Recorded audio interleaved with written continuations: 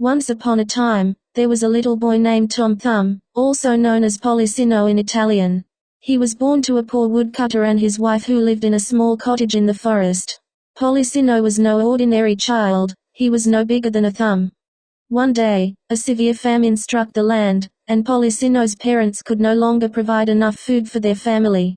The woodcutter, desperate to save his children from starvation, proposed a plan to abandon them in the forest.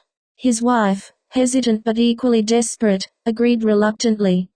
In the middle of the night, Policino overheard his parents discussing their plan. Worried about his siblings, Policino decided to take matters into his own tiny hands. He sneaked out of the house and gathered white pebbles from the ground, filling his pockets with them. The next morning, the woodcutter led his children into the depths of the forest. Unbeknownst to him, Policino dropped the pebbles along the path, creating a trail that would help them find their way back home. As they walked deeper into the forest, the woodcutter led his children to an area where the trees were so thick that the sun's rays couldn't penetrate through.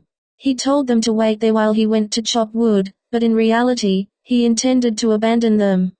After waiting for what felt like hours, Policino realized that his parents weren't returning. Fearful and determined to save his siblings, he instructed them to follow the trail of pebbles he had left behind. The children followed the pebbles and managed to find their way back home. Relieved, they returned to their cottage, only to discover that their parents had moved away, leaving no trace behind. With no other choice, Policino and his siblings set out on their own, braving the unknown world. Along their journey, they faced numerous challenges but managed to overcome them with Policino's wit and resourcefulness. One day, they stumbled upon a house made of candy and sweets. Hungry and tired, they couldn't resist the temptation and started nibbling on the walls. Little did they know that the house belonged to a wicked witch.